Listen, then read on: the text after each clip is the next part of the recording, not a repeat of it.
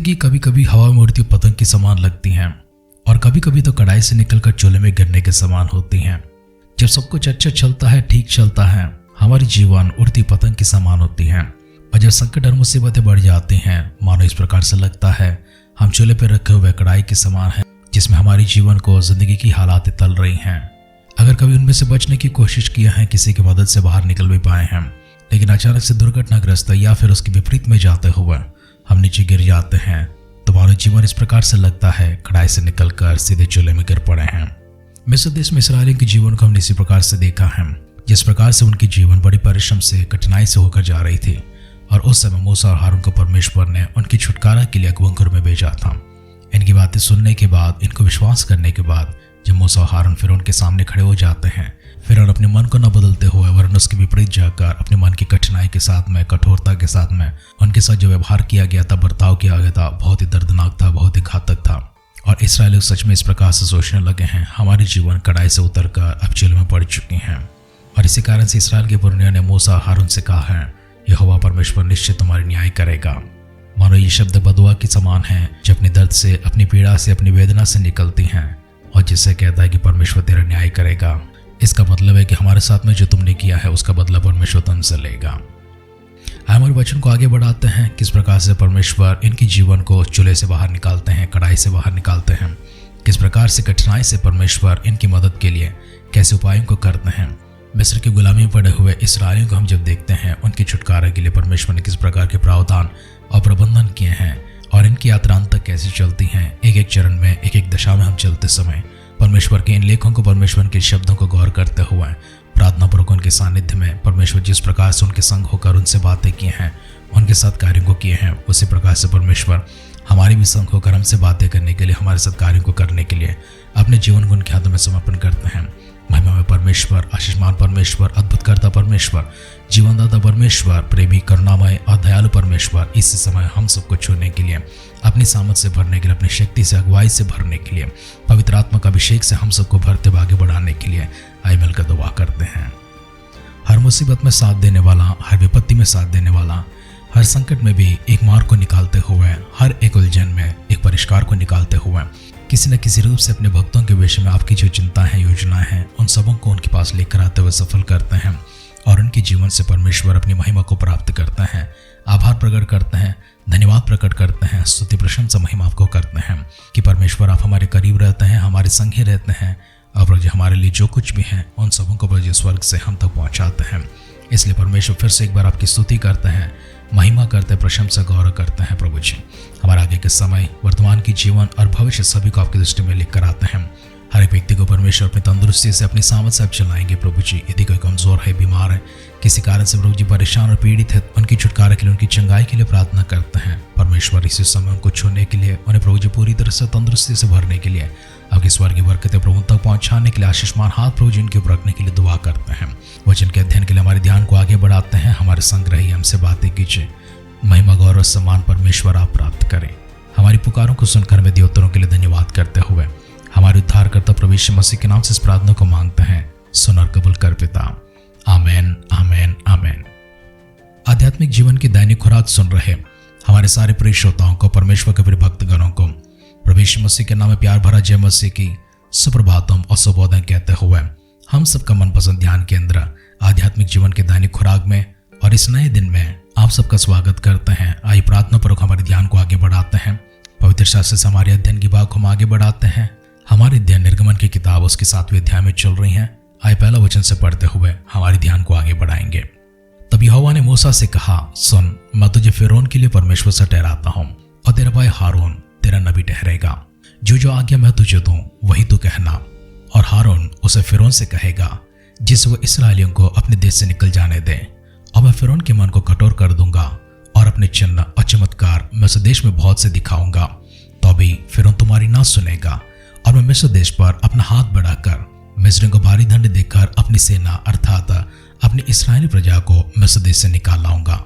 और जब मैं मिस्र पर हाथ बढ़ाकर इस्राएलियों के बीच से निकालूंगा, तब मिस्री जान लेंगे कि मैं यहोवा हूँ। तब मूसा और हारून ने यहोवा की आज्ञा के अनुसार ही किया। और जब मूसा और हारून फिरौन से बात करने लगे, तब मूसा तो 80 वर्ष का था और हारून 83 वर्ष का था। फिर यहोवा ने मूसा और हारून से इस प्रकार कहा कि जब फिरौन तुमसे कहे कि अपने प्रमाण का कोई चमत्कार दिखाओ, तब हारून से कहना कि अपनी लाठी को लेकर फिरौन के सामने डाल दे कि वह अजगर बन जाए। तब मूसा और हारून ने फिरौन के पास जाकर यहोवा की आज्ञा के अनुसार किया। और जब हारून ने अपनी लाठी को फिरौन और उसके कर्मचारियों के सामने डाल दिया, तब वह अजगर बन गया। तब फिरौन ने पंडितों और टोना करने वालों को बुलवाया और मिस्र के जादूगरों ने आकर अपने अपने मंत्र से वैसा ही किया। उन्होंने भी अपनी अपनी लाठी को डाल दिया और वे भी अजगर बन गए, पर हारून की लाठी उनकी लाठियों को निकल गई। परंतु फिरौन का मन और हठीला हो गया और यहोवा के वचन के अनुसार उसने मूसा और हारून की बातों को नहीं माना। तब यहोवा ने मूसा से कहा, फिरौन का मन कठोर हो गया है और वह इस प्रजा को जाने नहीं देगा, इसलिए बिहान को फिरौन के पास जा। वह तो जल की ओर बाहर जाएगा और जो लाठी सर बन गई थी उसको हाथ में लिए हुए नील नदी के तट पर उससे भेंट करने के लिए खड़ा रहना और उससे इस प्रकार कहना कि इब्रियों के परमेश्वर यहोवा ने मुझे कहने के लिए तेरे पास भेजा है कि मेरी प्रजा को लोगों को जाने दे कि जिससे वे जंगल में मेरी उपासना करें, और अब तक तूने मेरा कहना नहीं माना। यहोवा यूं कहता है, इससे तू जान लेगा कि मैं ही परमेश्वर हूँ। देख, मैं अपने हाथ की लाठी नील नदी के जल पर मारूंगा और जल लहू बन जाएगा, और जो मछलियां नील नदी में है वे सब मर जाएंगी। और नील नदी बास आने लगेगी और नदी की पानी पीने के लिए मिस्रियों को जीना चाहेगा। फिर यहोवा ने मूसा से कहा, हारून से कहा कि अपनी लाठी लेकर मिस्र देश में जितना जल है अर्थात उसकी नदियां, नहरें, झीलें और पोखरे सबके ऊपर अपना हाथ बढ़ा कि उनका जल लहू बन जाए। और सारे मिस्र देश में काट और पत्थर दोनों भांति के जल पात्रों में लोह ही लोह हो जाएगा। तब मूसा और हारून ने यहोवा की आज्ञा के अनुसार ही किया, अर्थात उसने लाठी को उठाकर फिरौन और उसके कर्मचारियों को देखते नील नदी के जल पर मारा और नदी का सब जल लहू बन गया। और नील नदी में जो मछलियां थी वे सब मर गई और नदी से दुर्गंध आने लगी और मिस्री लोग नदी के पानी ना पी सके और सारे मिस्र देश में लहू हो गया। तब मिस्र के जादूगरों ने भी अपने तंत्र मंत्र से वैसा ही किया। तभी फिरौन का मन हठीला हो गया और यहोवा के कहने के अनुसार उसने मूसा और हारून की ना मानी। फिरौन ने इस पर भी ध्यान नहीं दिया और मुंह फेर के अपने घर चला गया। और सब मिस्री लोग पीने के जल के लिए नदी के आसपास खोदने लगे, क्योंकि वे नदी का जल नहीं पी सकते थे। और जब यहोवा ने नील नदी को मारा था तब से 7 दिन हो चुके थे। 8वें अध्याय में भी जो प्रवेश करते हैं। और जब यहोवा ने फिर मूसा से कहा, फिरौन के पास जाकर कहा, यहोवा तुझसे इस प्रकार कहता है कि मेरी प्रजा के लोगों को जाने दे, जिससे वे मेरी उपासना करें। और यदि उन्हें ना जाने देगा, सुन, मैं मेंढक भेजकर तेरे सारे देश में हानि पहुंचाने वाला हूँ। और नील नदी मेंढकों से भर जाएगी और वे तेरे भवन में और तेरे बिछौने पर और तेरे कर्मचारियों के घरों में और तेरी प्रजा पर वरन तेरे तंदूरों और कटोतियों में भी चढ़ जाएंगे। और तुझ पर और तेरी प्रजा पर और तेरे कर्मचारियों सबों पर मेंढक चढ़ जाएंगे। फिर यहोवा ने मूसा को आज्ञा दी कि हारून से कह दे कि नदियों, नहरों, झीलों के ऊपर लाठी के साथ अपना हाथ बढ़ाकर मेंढकों को मिस्र देश पर चढ़ा ले आए। तब हारून ने मिस्र के जलाशयों के ऊपर अपना हाथ बढ़ाया और मेंढकों ने मिस्र देश पर चढ़कर उसे छा लिया। और जादूगर भी अपने तंत्र मंत्रों से उसी प्रकार मिस्र देश पर मेंढक चढ़ा ले आए। तब फिरौन ने मूसा और हारून को बुलवाकर कहा, यहोवा से विनती करो कि वह मेंढकों को मुझसे और मेरी प्रजा से दूर करें, और मैं इस्राएली लोगों को जाने दूंगा, जिससे वे यहोवा के लिए बलिदान करें। तब मूसा ने फिरौन से कहा, इतनी बात पर तो मुझ पर तेरा घमंड रहे, और तेरे कर्मचारियों और प्रजा के निमित्त कब विनती करूं कि यहोवा तेरे पास से और तेरे घरों में से मेंढकों को दूर करें और वे केवल नील नदी में पाए जाएं। उसने कहा, कल। मूसा ने कहा, तेरे वचन के अनुसार होगा, जिससे तुझे ज्ञात हो जाए कि हमारे परमेश्वर यहोवा के तुल्य कोई दूसरा नहीं है। और मेंढक तेरे पास से और तेरे घरों में से और तेरे कर्मचारियों और प्रजा के पास से दूर होकर केवल नील नदी में रहेंगे। तब मूसा और हारून फिरौन के पास से निकल गए और मूसा ने उन मेंढकों के विषय यहोवा की दुहाई दी और यहोवा ने मूसा के कहने के अनुसार किया। और मेंढक घरों, आंगनों और खेतों में मर गए और लोगों ने इकट्ठे करके उनके ढेर लगा दिए और सारा देश दुर्गंध से भर गया। परंतु जब फिरौन ने देखा कि अब आराम मिला है, तब यहोवा के कहने के अनुसार उसने फिर अपने मन को कठोर किया और उसकी न सुनी। फिर यहोवा ने मूसा और हारून को आज्ञा दी कि तो अपनी लाठी बढ़ाकर भूमि की धूल पर मार, जिससे वह मिस्र देश भर में कुटकियां बन जाए। और उन्हें वैसा ही किया, अर्थात हारून ने लाठी को ले हाथ बढ़ाकर भूमि की धूल पर मारा। तब मनुष्य और पशु दोनों पर कुटकियां हो गई, वरन सारे मिस्र देश में भूमि की धूल कुटकियां बन गई। तब जादूगरों ने चाहा कि अपने तंत्र मंत्रों की बल से हम भी कुटकियां ले आए, परंतु परंतु ये उनसे ना हो सका और मनुष्यों और पशुओं दोनों पर कुटकियां बनी रही हैं। तब जादूगरों ने फिरौन से कहा, यह तो परमेश्वर का हाथ का काम है। तो भी यहोवा के कहने के अनुसार फिरौन का मन कठोर होता गया और उसने मूसा और हारून की बात ना सुनी। फिर यहोवा ने मूसा से कहा, बिहान को तड़के उठकर फिरौन के सामने खड़े होना। वह तो जल की ओर आएगा और उससे कहना कि यहोवा तुझसे यूं कहता है कि मेरी प्रजा के लोगों को जाने दे कि वे मेरी उपासना करें। यदि तू मेरी प्रजा को ना जाने देगा तो सुन, मैं तुझ पर और तेरे कर्मचारियों और तेरी प्रजा और तेरे घरों के झुंड ढांस भेजूंगा और मिस्र के घर और उनके रहने की भूमि भी ढांसों से भर जाएगी। उस दिन मैं गोशन देश को, जिसमें मेरी प्रजा रहती है, अलग करूंगा और उसमें डांसों की झुंड ना होगी, जिससे तू जान लेगा कि पृथ्वी के बीच मैं ही यहोवा हूँ। और मैं अपनी प्रजा और तेरी प्रजा में अंतर ठहराऊंगा, यह चिन्ह कल होगा। और यहोवा ने वैसा ही किया। और फिरौन के भवन और उसके कर्मचारियों के घरों में और सारे मिस्र देश में ढांसों की झुंड भर गए और ढांसों के मारे वह देश नाश हुआ। तब फिरौन ने मूसा और हारून को बुलवाकर कहा, तुम जाकर अपने परमेश्वर के लिए इसी देश में बलिदान करो। मूसा ने कहा, ऐसा करना उचित नहीं, क्योंकि हम अपने परमेश्वर यहोवा के लिए मिस्र की घृणित वस्तु बलिदान करेंगे। और यदि हम मिस्रियों की देखते हुए उनकी घृणित वस्तु बलिदान करें तो क्या वे हमसे पतरवाह ना करेंगे? हम जंगल में 3 दिन के मार्ग पर जाकर अपने परमेश्वर यहोवा के लिए जैसा वो हमसे कहेगा वैसा ही बलिदान करेंगे।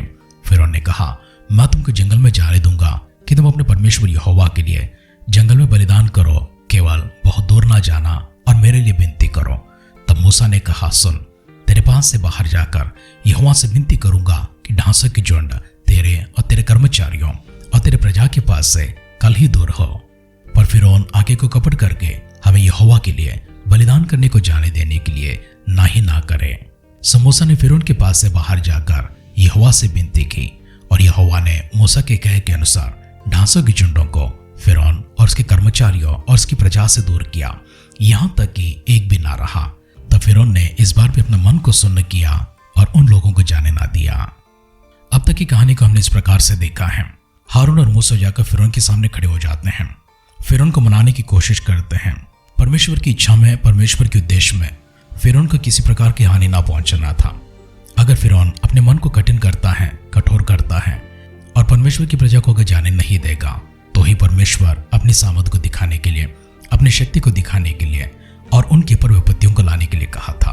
और विपत्तियां भी इतनी बड़ी नहीं कि उनके शरीर में या उनके प्राण में कोई हानि पहुंचे। परमेश्वर के सिर्फ 2 ही उद्देश्य थे। सर्वप्रथम इस्राएली वहां से बाहर निकल जाए और दूसरा फिरौन और सारा मिस्र जान पाए कि परमेश्वर मैं हूं और मेरे सिवा कोई और नहीं है। परमेश्वर अपनी सामर्थ्य ताकत नहीं दिखाना चाहते हैं। परमेश्वर अपने बल को नहीं दिखाना चाहते हैं, अपने अधिकार को नहीं दिखाना चाहते हैं। बस परमेश्वर फिरौन के मन को जीतना चाहते हैं, मिस्रियों के मनों को जीतना चाहते हैं। परमेश्वर चाहते हैं कि जिस प्रकार से इस्राएली परमेश्वर के संतान ठहरते हैं, उसी प्रकार से मिस्री भी परमेश्वर की संतान ठहरे और मिस्रियों की परमेश्वर अपना सके। परमेश्वर इसलिए अपना प्रेम को उनके ऊपर प्रकट करते हैं, लेकिन फिरौन अपने मन को कठोर कर लेते हैं, परमेश्वर की बात नहीं मानते हैं। तब परमेश्वर ने मूसा और हारून से कहा है, हारून के हाथ में जो छड़ी है, जो लाठी है, उसे जमीन पर डाल दे। जैसे वो नीचे गिर जाती है, असगर बन जाती है। फिरौन इसे देखने के बाद जादू टोना करने वालों को, मंत्र तंत्र करने वालों को बुलवाया और उन्होंने वैसे ही किया। अपनी छड़ियों को, अपनी लाठियों को नीचे डाल दिया। वो भी असगर बन गए थे। लेकिन हारून के असगर ने सारे जादूगरों के असगरों को निकल लिया था। उसके बाद हारून की छड़ी सर्प से, असगर से वापस छड़ी बन जाती है। एक दिन बीत चुका है, फिरौन का मन नहीं बदला है। दूसरे दिन जाते हैं, परमेश्वर के कहने के अनुसार नील नदी पर जाते हैं, फिरौन से बातें करते हैं। वहां पर फिरौन की बात को नहीं मानते हैं। तब हारून से कहा गया, अपनी छड़ी से नदी के ऊपर, नहरों के ऊपर जितने भी सोते हैं सभी के ऊपर हाथ बढ़ाए, जिससे कि सारा पानी लहू में बदल जाए। और मिस्री लोग जब पानी पीने के लिए अपने घरों में पानी भरा करेंगे, नदियों से, नहरों से ले आ जाएंगे, तब उनके घर पर हर जगह वह लहू ही लहू दिखाई पड़ेगा। ऐसा हो चुका था। 7 दिन तक ऐसी पड़ा रहा, पानी लहू बन चुका था। उसके बाद फिरौन ने कहा, यहोवा के पास जाकर तुम मेरे लिए विनती करो और लहू को पानी में बदल दो, इसके बाद मैं तुम्हें जाने दूंगा। मूसा और हारून ने फिरौन की विनती के अनुसार किया था, लेकिन फिरौन अपने मन को और कठोर कर लेते हैं। उसके बाद फिरौन से कहा गया, अगर तू बात नहीं मानेगा, मैं मेंढकों को लेकर आऊंगा। अब तेरे घरों में आ जाएंगे, तेरे प्रजा के घरों में आएंगे, तेरे कर्मचारियों के घर पर आ जाएंगे, यहाँ तक कि तुम्हारे बर्तनों पर भी आ जाएंगे, रसोई में भी आ जाएंगे। फिरौन ने अपना मन को नहीं बदला था। घर पर मेंढक आ जाती हैं, सारा देश में मेंढक आ जाते हैं, फिर भी नहीं बदलते हैं। उसके बाद मूसा को बुलाते हैं, हारून को बुलवाते हैं, मेंढकों को निकलने के लिए कहते हैं। वैसे ही करते हैं, लेकिन फिर उनका मन नहीं बदलता है। उसके बाद ढांसों को लेकर आते हैं, फिर उनका मन नहीं बदलता है। अब मैं तुमसे कहता हूँ, ज्यादा दूर मत जाना, यहीं पर कर लेना। लेकिन फिरौन और हारून ने कहा, हम यहाँ पर नहीं कर सकते, क्योंकि हम जिन वस्तुओं को बलिदान करते हैं वे वस्तुएं मिस्रियों के लिए और फिरौन के लिए घृणित होंगे, और अगर हम उनकी आंखों के सामने उनकी घृणित वस्तुओं को बलि चढ़ाएंगे तो वे तो हमें छोड़ेंगे नहीं, हमारे पर हमला करेंगे। इसलिए हम चाहते हैं दूर चले जाए। फिरौन यहाँ पर भी बात नहीं मानते हैं। अंत में मूसा और हारून मजबूर हो जाते हैं, एक और मरी को लेकर आते हैं, कुटकियों को लेकर आते हैं। सारी प्रजा के ऊपर पड़ जाती हैं, सिर्फ इस्राएलियों को छोड़ सारे मिस्र के घराने में, क्योंकि परमेश्वर ने कहा है, मैं अपनी प्रजा को और तेरी प्रजा को अलग करूंगा। मेरी प्रजा को कोई हानि नहीं पहुंचेगी, जो भी हानि पहुंचेगी तेरी प्रजा को पहुंचेगी। परमेश्वर ने इतने सारे चमत्कार किए हैं, अपनी सामर्थ को दिखाए हैं, अपनी शक्ति को दिखाए हैं। इन सब में परमेश्वर की इच्छा या फिर उद्देश्य बिल्कुल मिस्रियों को हानि पहुंचाना नहीं था। मिस्रियों को दुश्मन की तरह नहीं देखते हैं, वरन मिस्रियों को भी परमेश्वर अपने ही लोगों की तरह देखते हैं, अपनी प्रजा की तरह देखते हैं, उनसे भी प्यार करते हैं। पर वे लोग अपने मन की कठोरता के कारण परमेश्वर के सामने नहीं आए, वरन परमेश्वर से दूर ही रहे हैं। इतने सारी विपत्ति उनके ऊपर आई हैं, फिर भी उनका मन नहीं बदलता है। अगले अध्ययन में देखेंगे किस प्रकार से मूसा और हारून को परमेश्वर खड़ा करते हैं, कैसे उनके मन में परिवर्तन आती है, किस प्रकार के कार्य परमेश्वर और भी कराना चाहते हैं, लेकिन इन सब के माध्यम से परमेश्वर अपनी प्रेम को प्रकट करते हैं। इस बात को हम लोग कभी ना भूलें कि परमेश्वर सारे जगत से प्रेम करते हैं, इसलिए अपने इकलौते पुत्र यीशु मसीह को नित संसार में भेजा है, ताकि जो कभी उन पर विश्वास करें वे नाश ना हो, परंतु अनंत जीवन को प्राप्त करें। आइए दुआ करते हैं। अपने भुजबल को दिखाते हुए, अपने कार्य करते हुए हम सबको अपनी ओर आकर्षित करना चाहते हैं। कभी परमेश्वर हमारे भीतर कार्य करते हैं, कभी बाहर कार्य करते हैं, लेकिन परमेश्वर केवल आपका उद्देश्य होता है इन सबों को देखने के बाद आपको जान लें, आपको पहचान लें, आपको हम अपना स्वीकार कर लें। हम इस प्रकार से प्रभु जी चाह के साथ में, प्रेम के साथ में हमारे पास आते हुए हम सबको बुलाहट देने वाले हमारे प्रेमी अनुग्रहकारी सर्वशक्तिमान पिता परमेश्वर आपकी स्तुति करते हैं, प्रशंसा, धन्यवाद, महिमा करते हैं। सुंदर सा समय, सुंदर सा वचन के लिए आभार प्रकट करते हैं। परमेश्वर हम हमेशा आपकी निगरानी में रहे, आप ही के करीब रहें। यीशु मसीह को उद्धारकर्ता मानकर, हमारे प्रभु जानकर, स्वर्ग के राज के प्रभु जी हम बाढ़ जोते हुए आपकी महिमा के लिए प्रभु जी अपने जीवन को सिद्ध करें।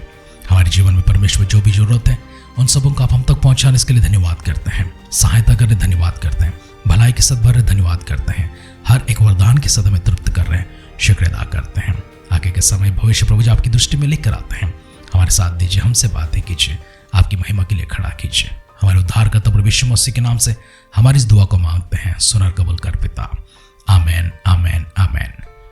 परमेश्वर प्रेम करता है, इसलिए मौके भी देते हैं। परमेश्वर को इतना भी मजबूर ना करें कि मौके उनके पास खत्म हो जाए और उस समय से पहले अपरिवर्तन को प्राप्ति ना कर पाए। इसलिए खुदावन चाहता है, जब समय है, अनुग्रह है, मौका आपके पास है, खुदावन फिर से एक बार आपको प्रेम भरी बुलाहट देते हैं। अगर अभी तक आपने यीशु मसीह को उद्धारकर्ता स्वीकार नहीं किया, अपना जीवन समर्पण नहीं किया है, आज वो अनुकूल समय है, आज वो सही समय है। परमेश्वर की प्रेम भरी बुलाहट को स्वीकारें, उनके हाथों में अपने जीवन को बढ़ाए, अपने निर्णय को उनके लिए सुनाए। प्रभु यीशु मसीह की आगमन बहुत जल्द संभव होने वाली है, उसमें आप और हम सब मिलकर स्वर्ग राज में प्रवेश करें। हमारी इसी दुआ और कामना के साथ आज के ध्यान को समाप्त करते हैं। आप सुनते रहिए, सुनाते रहिए आध्यात्मिक जीवन की दैनिक खुराक। कल फिर मिलेंगे